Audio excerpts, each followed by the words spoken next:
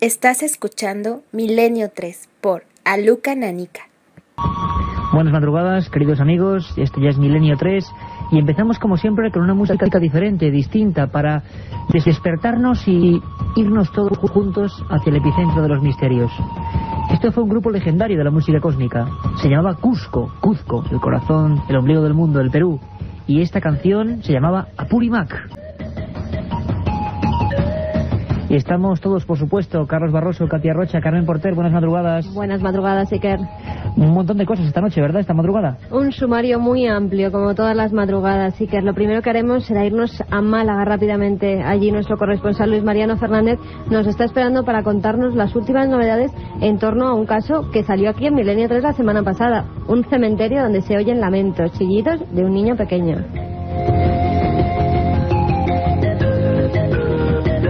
El cementerio de Málaga, prácticamente minutos después de que ese operario, ese guardia de seguridad llamase, Luis Mariano Fernández, que es nuestro corresponsal en toda esa región, la verdad es que se echó a la carretera y fue a buscar qué es lo que ocurría, las claves de este misterio. Pero tenemos muchas más cosas. Con Carlos Barroso vamos a viajar en busca de uno de los aparatos más extraños, ¿verdad? Y por los que nos habéis preguntado muchos, el cronovisor. ¿Qué es? ¿Para qué se utiliza? ¿Es cierto? Con Nacho Ares, como siempre, esa historia perdida. En este caso, los Reyes Locos. Toca tema además de nuestros reyes, los que fueron reyes hace muchos siglos, y se habló de misteriosas locuras. Vamos a conocerlo con ese fenómeno, el director de la revista Arqueología, Nacho Ares. Hace poco recibíamos un mail pidiéndonos que Carlos Barroso viajara hasta Salem. Le hemos puesto la mochila a la espalda y Carlos se ha ido hasta allí para contarnos todo lo que sucedió hace ya unos siglos. Brujería, procesos, encantamientos, hoguera. Bueno, vamos con ello. Y al final, Carmen, como siempre, informativo y vuestros mails, ¿verdad? A ese milenio3@cadenaser.com, mejor que lo digas tú. Milenio3 con número @cadenaser.com. Ahí recogeremos todas vuestras preguntas, vuestras sugerencias, vuestras felicitaciones, como no, vuestras críticas, y daremos buena cuenta de todas ellas al final del programa. Y por supuesto, con este Cuzco de Apurimac, hay que decir que también está aquí Iker Jiménez, vuestro querido amigo, por lo menos si me considero, y desde luego nuestro compañero en los mandos técnicos de la nave del misterio, don Iván Millán.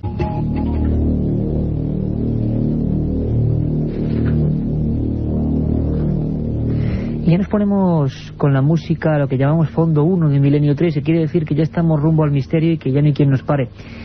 Hace una semana exactamente, poquito antes de que fuésemos a Málaga, yo quiero decir, no he podido comentarlo, que ha sido tremenda la acogida en Málaga, tremenda la acogida, el cariño, el entusiasmo de esas más de 300 personas que se juntaron en la presentación de Tumba sin nombre. Bueno, hablaremos porque además dentro de muy poquito, en julio, en el Corte Inglés de Málaga, nuestro compañero Luis Mariano Fernández va a seguir presentando ese libro para la muchísima gente que no pudo venir y que está quedándose, bueno, pues un poco abrumada por la cantidad de misterios que hay en ese Tumbas sin nombre. Sin embargo, antes de pasar a esa historia que nos va a poner como siempre los pelos de punta, que es muy fantasmagórica, que ocurrió una noche como esta, a estas mismas horas, cuando abríamos los micrófonos de Milenio 3, pues antes de eso me gustaría, no sé por qué, me ha venido a la mente una reflexión, Carmen.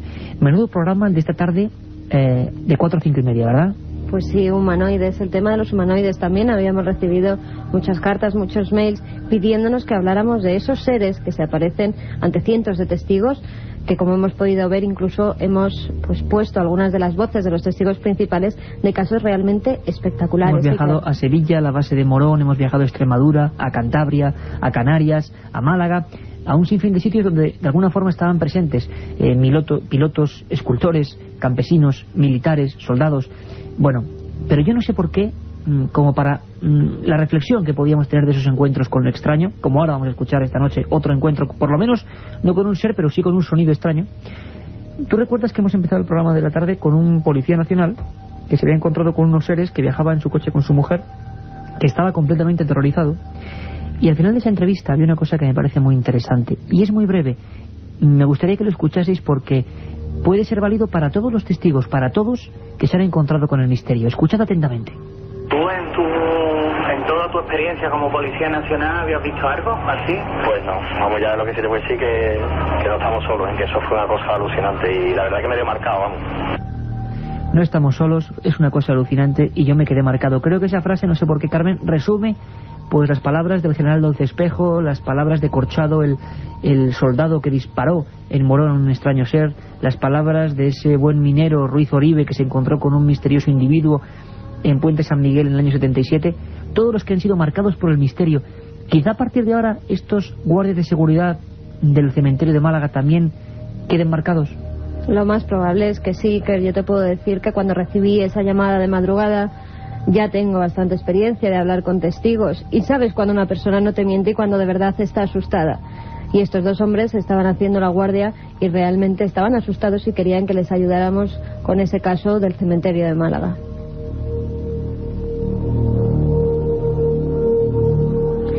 Bueno, pues apenas minutos después cogió sus bártulos, sus grabadoras y como buen reportero y gran comunicador, Luis Mariano Fernández, ejerciendo el periodismo de última hora, de inmediatez. Luis Mariano, compañero, buenas madrugadas. Buenas madrugadas, Iker, Carmen, y a toda esa familia cada vez mayor de Milenio 3. Una familia que sigue tus peripecias, además, con pasión. Lo pudimos comprobar en Málaga y yo vuelvo a repetirlo.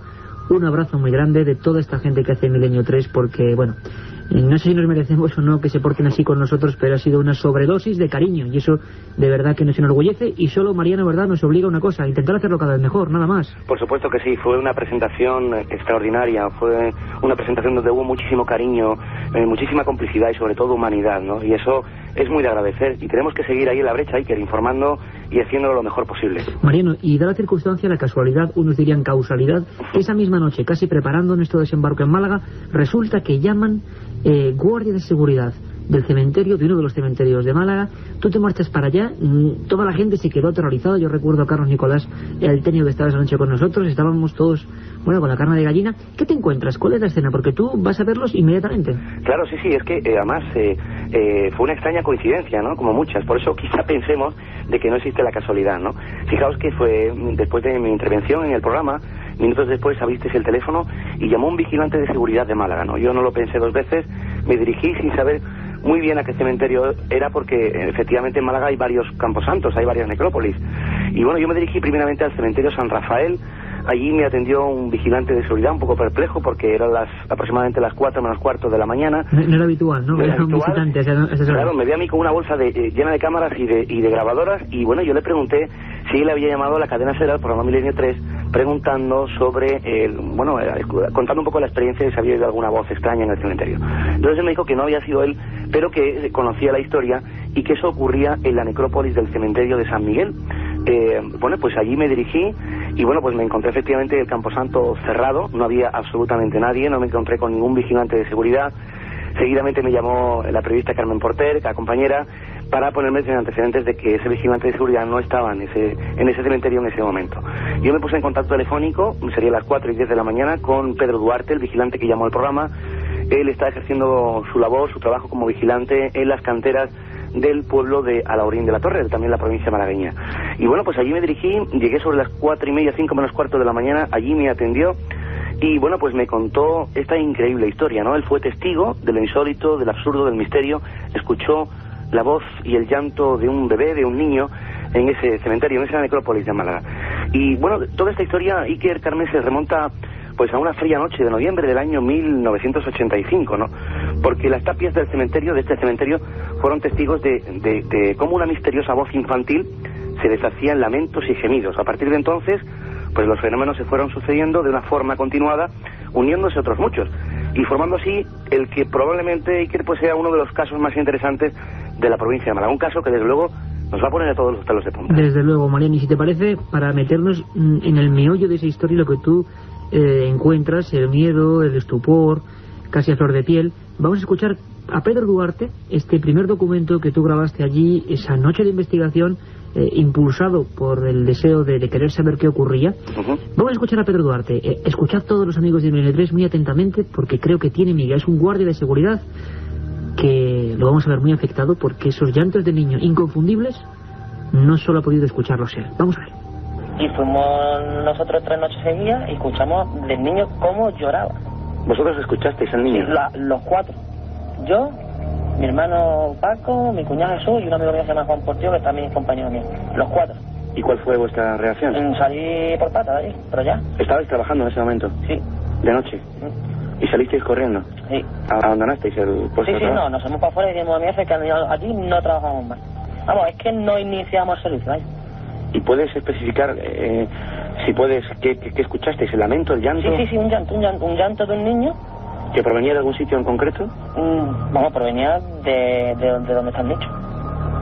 ¿Sabes tú algo de la historia de ese niño cuando fue enterrado allí? ¿Por qué? No, de eso, nada, ni me preocupé ni en averiguar nada. Yo nada más que salí allí y yo dije que yo no entraba más allí. ¿Fue la única vez que tú escuchaste el llanto de ese niño? Durante 3 noches seguidas, sí. ¿Durante 3 noches seguidas? 3 noches. ¿Estabas solo con algún compañero? Con los otros 3 compañeros. ¿Desde entonces no has vuelto a ir a ese lugar? No, vamos, ni tengo ganas de ir. Porque ya te digo que la casualidad es que nosotros tenemos hermanos chiquitillos muertos. La otra realidad. Fenómenos extraños. Misterios sin resolver. Milenio 3. En la SER. Tremendas las palabras de Pedro Duarte, sobre todo porque nos da eco de una circunstancia que suena a casualidad aterradora. Y es que, Mariano, parece ser que todos los protagonistas de esta visión, los diferentes testigos, tienen un nexo común. Y es que hay familiares infantiles suyos muertos. Al menos eso parece, Iker, y no es el único testimonio.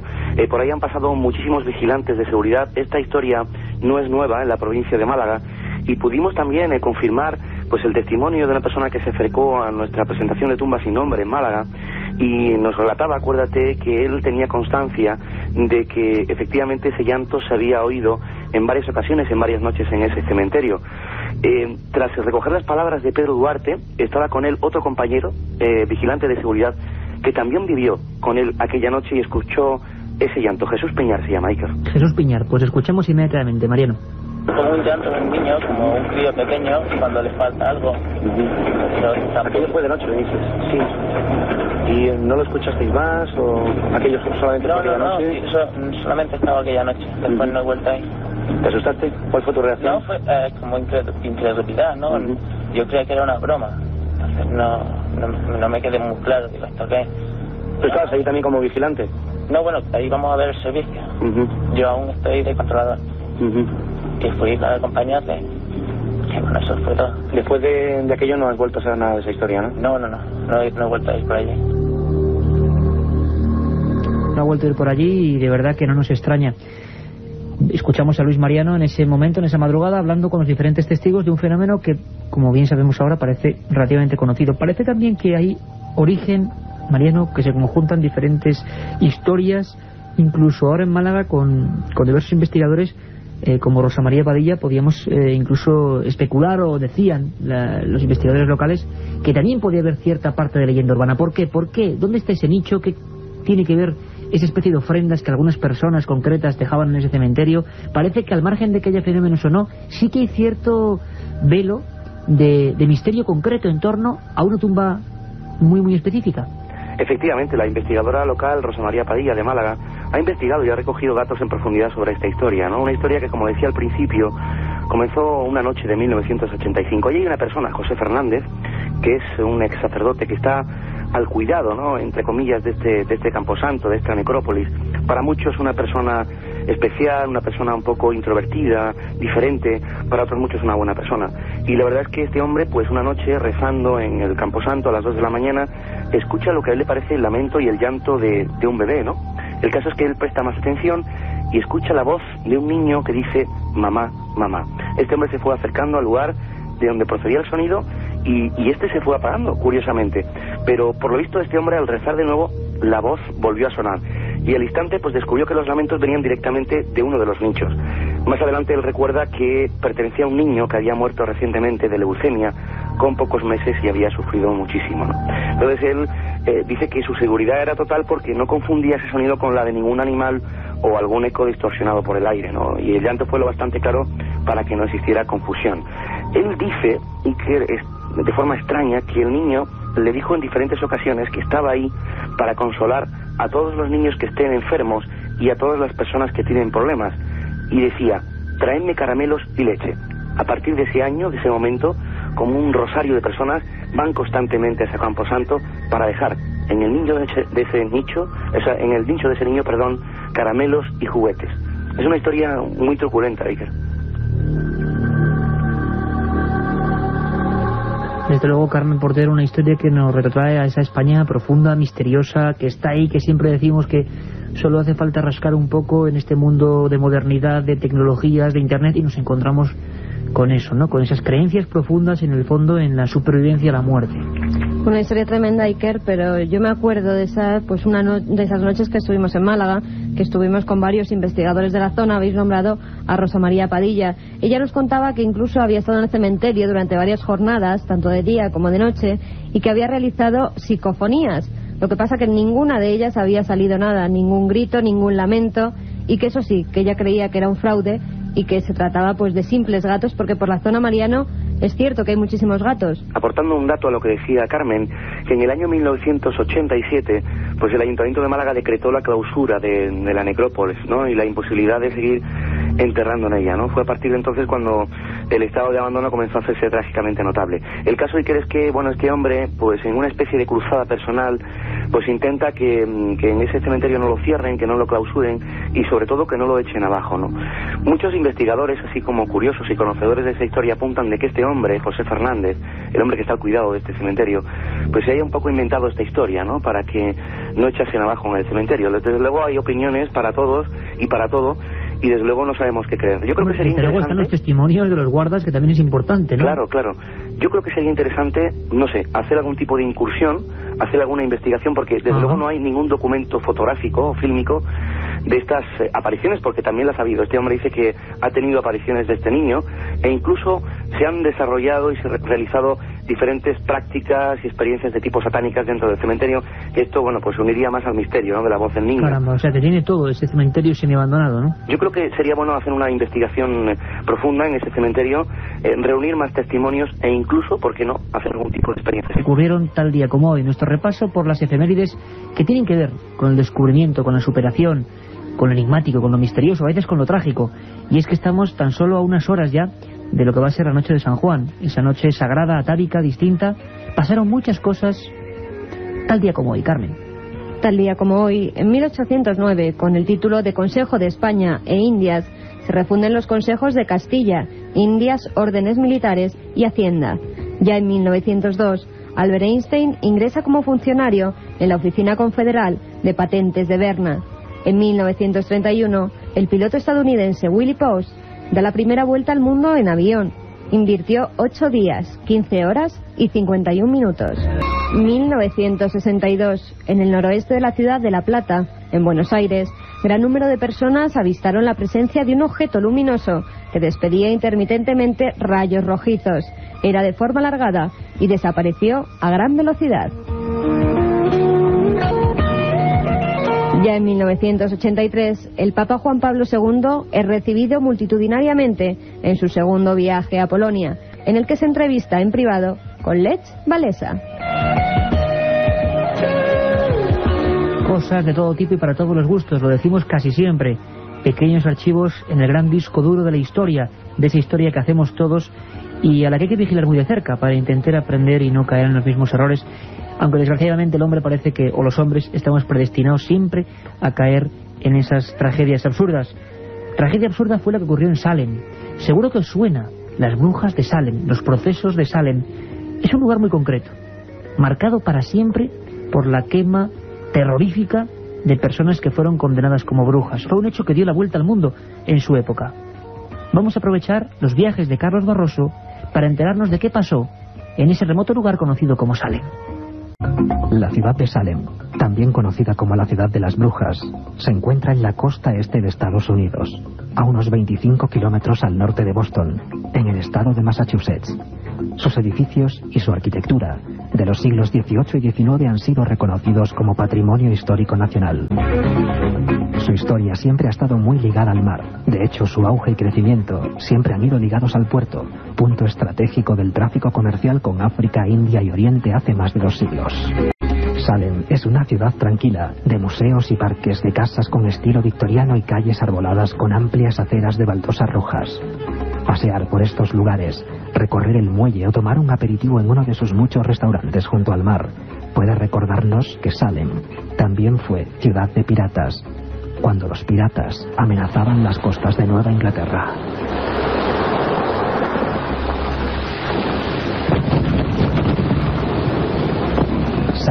tiene un museo para conocer de primera mano sus fechorías, que atemorizaron a los ciudadanos y a los navegantes hace cientos de años.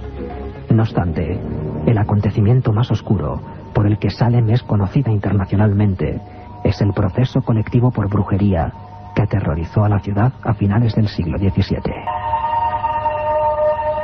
En enero de 1692, la hija y la nieta del reverendo Samuel Parris enfermaron misteriosamente. Después de mucho investigar y visto que su estado no mejoraba, el médico dijo que estaban embrujadas. Con este simple diagnóstico se abría una pesadilla que todavía hoy suena en el aire de Salem.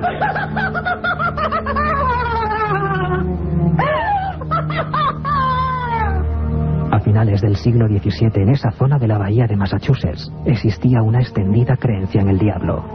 Además, había una gran rivalidad entre los habitantes de Salem, pueblo, y de la colonia establecida por los ingleses. Todo ello, unido a las epidemias y las enfermedades, generaron un clima de miedo y desconfianza. Las niñas Elizabeth y Abigail tenían a una cuidadora muy especial, una esclava antillana llamada Tituba, que no solo inventaba juegos y distracciones, sino que también cocinaba para ellas. Un buen día empezaron a cambiar su comportamiento. Elizabeth rompía a llorar sin motivo mientras Abigail corría a cuatro patas y ladraba como un perro. Cuando el médico, después de examinarlas con detenimiento, dijo que su comportamiento se debía a la influencia del demonio, las niñas se asustaron tanto que comenzaron a acusar con el dedo a cualquiera que siguiese una vida poco ortodoxa. Así, cayeron en sus redes una indigente deficiente mental, una inválida que vivía con un hombre sin haberse casado, o incluso su propia cuidadora, Tituba.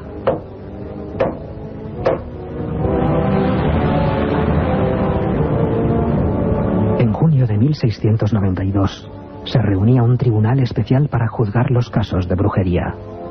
Las cárceles de Salem se fueron llenando poco a poco con decenas y decenas de hombres y mujeres acusados de practicar brujería. Cada uno de ellos, después de ser interrogado y torturado, acabó acusando a otros, y así la lista se fue engrosando con nombres y más nombres, algunos de ellos tan célebres como el reverendo George Burroughs, antiguo ministro del pueblo, o el capitán John Alden, identificado como uno de los jefes de las brujas.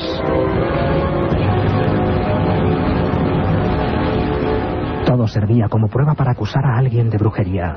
Los jueces del Tribunal Especial y el jurado creían a los vecinos cuando decían que un fantasma les había revelado el nombre de una bruja, o cuando aseguraban que habían sido atacados por el acusado, que tenía la capacidad de cambiar de forma para atormentar a las víctimas. Meses más tarde, el Tribunal Supremo envió a Salem un equipo de magistrados que actuó con más profesionalidad que el jurado popular establecido en un principio. Cuando la Corte Suprema se hizo cargo de los casos de brujería, liberó a todos los detenidos y levantó la pena de muerte a aquellos que ya habían sido condenados. No obstante, ya era tarde para 20 personas.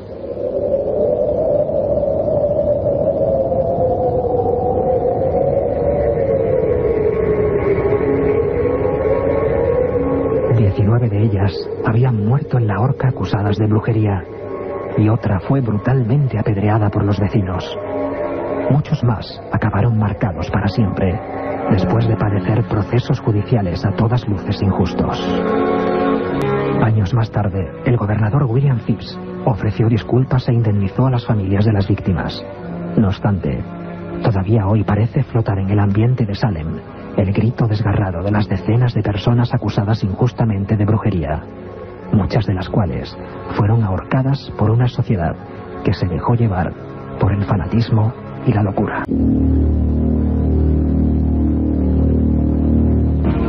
La biblioteca de Milenio 3. Y abrimos las puertas de la biblioteca porque creo que hay un libro importante, un libro que todavía se puede conseguir en las librerías. Sabéis que, bueno, que siempre recomendamos un libro que más o menos es reciente y otro que es un incunable. Incunable lo llamamos esos libros ya inencontrables. Nos pedís mucha información al respecto en Milenio 3, con número, milenio3@cadenaser.com, milenio3@cadenaser.com, que va a ser luego además, y lo es siempre, el foro abierto y la conexión con vosotros. Luego Carmen rebuscará entre los muchos mails que han llegado, y muchos también son sobre libros. Nos preguntáis, por ejemplo, por libros malditos, haremos un monográfico. Y nos preguntabais por libros también que tuvieran que ver con la España misteriosa. Bueno, uno de los últimos a este respecto es Fiestas Sagradas, de Jesús Callejo. Su antetítulo o subtítulo: sus orígenes, ritos y significados que perviven en la tradición de los pueblos. Jesús Callejo, buen amigo de este programa, editor, escritor, ha hecho un sinfín de trabajos maravillosos, siempre metiéndose en el trasfondo de la antropología, el folclore. Bueno, hay una guía maravillosa para seguir, por ejemplo, lo que es la Noche de San Juan con este libro, Fiestas Sagradas. Lo editó Editorial Edad. Descubriremos, por ejemplo, cómo en Menorca, en Ciudadela, hay un hombre que se disfraza, que es conocido como el Bautista. No confundir con nuestro corresponsal en Andalucía, desde luego, porque este va descalzo, con pieles, casi como si fuera un demonio, y va persiguiendo a la gente. Al mismo tiempo, por ejemplo, en San Pedro Manrique, las gentes, sin ponerse ningún unto ni ningún material en los pies, con el pie descalzo, con la pura piel, van caminando sobre brasas encendidas. Imágenes que seguro que todos conocéis, que habéis visto en alguna ocasión. Incluso en algunos pueblos de Guipúzcoa o de Asturias, algunos niños con hernias o con pequeñas enfermedades son pasados ante árboles milagrosos. En algunas zonas de Galicia se danza y se baila en la primera salida del sol, porque se considera que esta noche en la que prácticamente estamos ya, es por vez primera cuando a lo largo del año la luz vence a las tinieblas. Una luz que lo inunda todo. A partir de ahora, desde luego, el proceso será la inversa, y que hace que, por ejemplo, en lugares como Coria, en Cáceres, haya rituales que muchos consideran bárbaros. Es cierto que de una forma muy dolorosa se mata a un toro, se lo mata con dardos, y después, esto lo sabe poca gente, a ese toro de gran peso, de ganaderías importantes, que ha corrido por las calles y a veces haciendo cogidas mortales, se le corta lo que son los testículos, lo que a nivel cárnico serían las criadillas. Bueno, pues muchos mozos, ataviados con diferentes trajes, se tienen que comer esas criadillas crudas, todavía con la sangre fresca. Y tiene que ser así, porque eso nos viene de un rito. Esto es lo mágico, el atavismo. Nos viene de un rito de la época visigótica, donde se comían los testículos del toro para que su fuerza pasase a nuestro propio interior. Fuego, toros, magia, Noche de San Juan, qué mejor guía. Jesús Callejo, Fiestas Sagradas.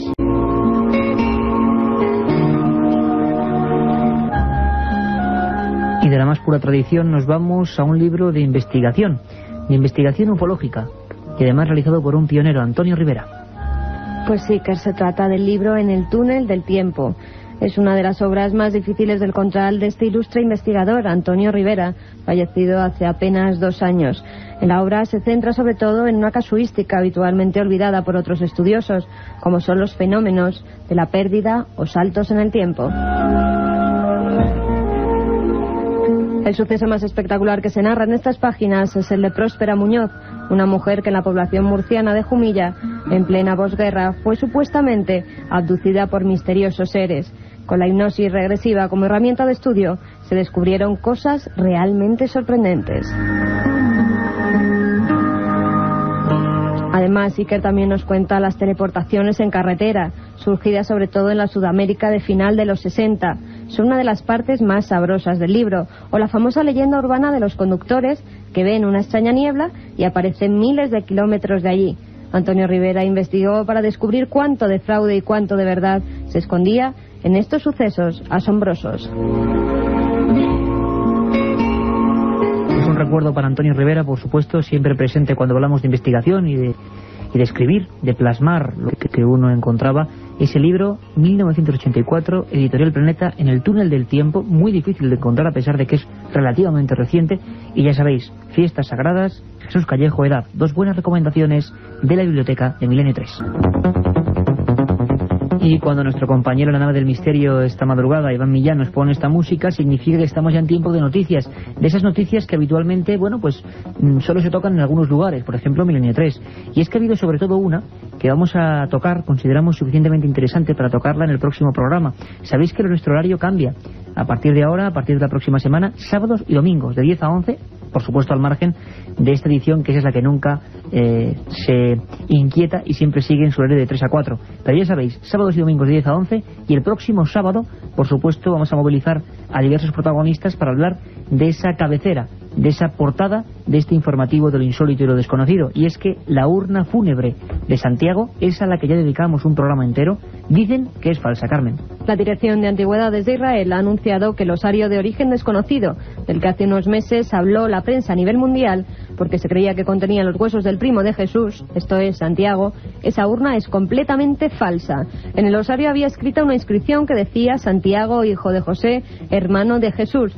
Según los expertos, Santiago era primo de Jesús y se le describe como hermano, porque en el hebreo del Antiguo Testamento no conocen términos como sobrinos, primos o cuñados, y todos los familiares vienen conglomerados en la palabra hermano. Ahora las autoridades hebreas también han dictaminado que además de la urna, también la tablilla de Joás es falsa, y aseguraron que el texto de ambas es moderno, está grabado en tiempos recientes con la intención de imitar caracteres antiguos.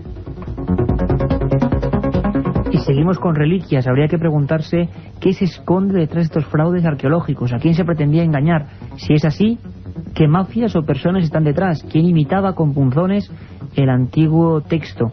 ¿Por qué se hace esto? Bueno, pues yo creo que es igualmente enigmático. Tan enigmáticos como los manuscritos del Mar Muerto, hemos hablado muchos de ellos también, que se exhiben ahora mismo en Canadá, en el mismo lugar al que fue esa supuesta auténtica urna de Jesús. Por primera vez en la historia, varios fragmentos de los manuscritos del Mar Muerto, considerados como uno de los mayores descubrimientos arqueológicos del siglo XX, se exhiben fuera de Israel, en un museo de Montreal. Estos textos fueron hallados por casualidad, en 1947, por un pastor beduino que buscaba un animal perdido en una gruta, y halló estos documentos en el interior de jarras de barro cocido y otros colocados en tablillas. El valor de dichos documentos es incalculable, ya que aporta a los arqueólogos y teólogos datos fundamentales sobre el origen del cristianismo y el judaísmo. ¿Tú recuerdas, Carmen, cuando casi escalábamos esas paredes de arena subiendo a esa cueva del Qumran? Me acuerdo que estuvimos allí, justo en el lugar donde ese pastor beduino al que se le había escapado una cabra y fue a buscarla justamente a esas cuevas, pues subimos hasta el lugar, Iker, un lugar además muy poco accesible. Recuerdo que tanto Fran Contreras como tú acabasteis completamente llenos de tierra, de arena, después de escalar esas montañas donde habían sido descubiertos estos míticos documentos. Y es que habrá que hacer un programa sobre el tema, porque dicen que en esos documentos del desierto, perdidos en aquellas tinajas, está parte de la historia desconocida que no nos han contado sobre el Antiguo Testamento. Dice, o lo dicen algunos periódicos árabes, ni más ni menos que un ovni se ha estrellado en Arabia Saudí. Hace unos días el periódico árabe Al-Batán aseguraba que un objeto volante no identificado se había estrellado al sur de Arabia Saudí. Según los testigos, el objeto parecía un platillo volador, emitía una luz muy potente y observaron cómo se precipitaba en la ciudad de Ar-Raid hacia las 9 de la mañana. La caída del objeto produjo una fuerte explosión que asustó al ganado y a la gente que en aquel momento se encontraba en la zona y que se fueron inmediatamente del lugar. Como para no marcharse. Imagínense lo que es ver un objeto que se precipita del cielo. Hacía mucho tiempo que no teníamos noticias de ese tipo. Las últimas nos retrotraían a Perú, a Chile, algunos lugares de ese tipo, y ahora es extraño en un lugar como Arabia, muy cercano al lugar, también lo sabemos, de conflicto. Y es que a veces se habla de prototipos secretos, de naves probatorias, quién sabe, extraterrestres o quizá algo mucho más humano, quizá naves no controladas, perfectamente militares, que han acabado estrellándose contra el suelo.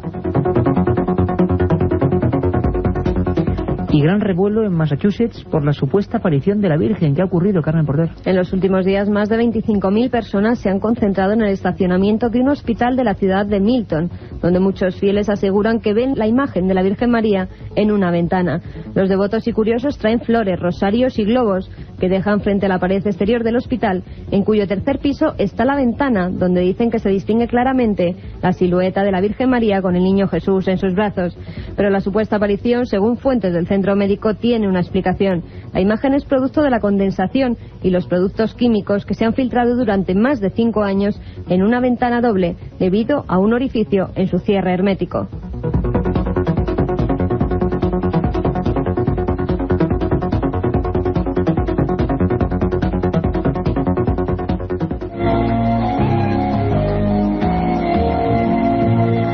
Y esta música significa que estamos en la recta final en el tiempo de vuestros emails. Milenio3 con número @cadenaser.com. Milenio3 con número @cadenaser.com. Cada uno de ellos es una satisfacción con vuestras críticas, propuestas, comentarios.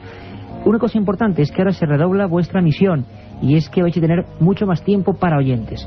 Va a haber 3 horarios distintos y cada horario, sábados y domingos, va a tener, digamos, una perspectiva también distinta. Vamos a explicar qué horarios son esos concretamente para que todos tomen lápiz y papel, Carmen, y ahora también pues vamos a comentar cuáles son las diferencias de los nuevos Milenio 3 que vienen este verano. Pues todos los oyentes que nos pedían que hubiera más Milenio 3 lo han conseguido. Sábados y domingos estaremos con todos vosotros, tanto el sábado como el domingo de 10 a 11 de la noche. Y la madrugada del domingo, como siempre, a esta hora, a las 3 de la mañana, de 3 a 4, Milenio 3 también. En ellos haremos cosas variadas, y que si quieres lo explicamos un poquito. Perfecto. Por ejemplo, los sábados va a ser un formato más magazine. Os prometemos un sinfín de cosas, entrevistas, tertulia. Os prometemos viajes por la España insólita. Os prometemos biografías de personajes realmente sorprendentes. Un cóctel del misterio que nos conecte con todo lo desconocido. Y el domingo, anotadlo bien, el monográfico, el tema en profundidad, el caso, la historia, los sucesos.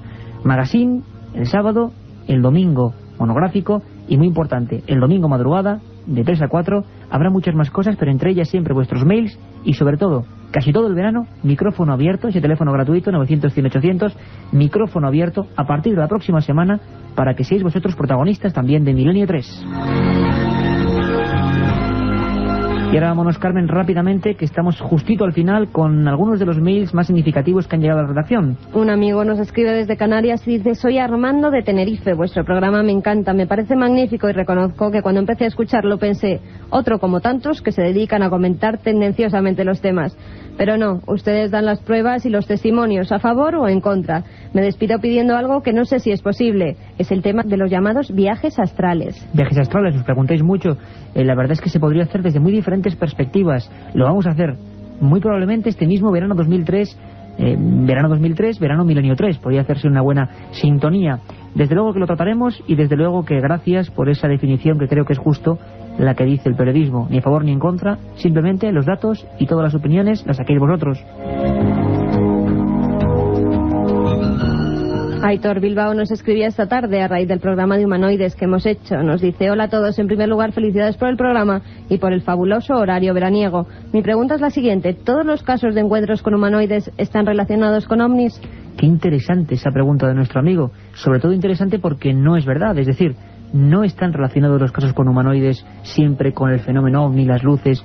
La verdad es que la mayoría sí, pero hay un porcentaje, y no muy corto, de sucesos donde solamente se ven seres. Serían los encuentros con entidades desconocidas solitarias, que dijeron algunos catálogos de información de ufólogos españoles. Casos donde aparece un ser y no hay ni rastro de luz ni de presencia de objeto relativo a ese humanoide. Bueno, os prometemos también, como no, un programa solo sobre esos casos.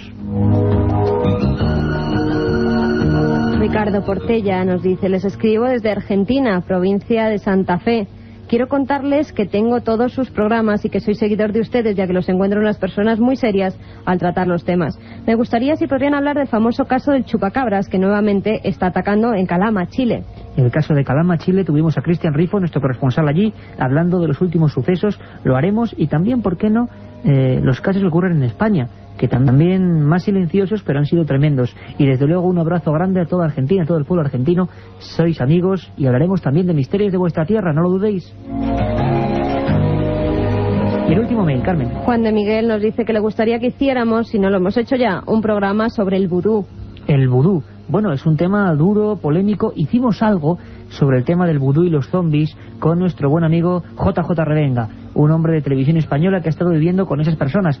El tema más específico del vudú, pues también lo haremos, cómo no, tiene mucho de contar.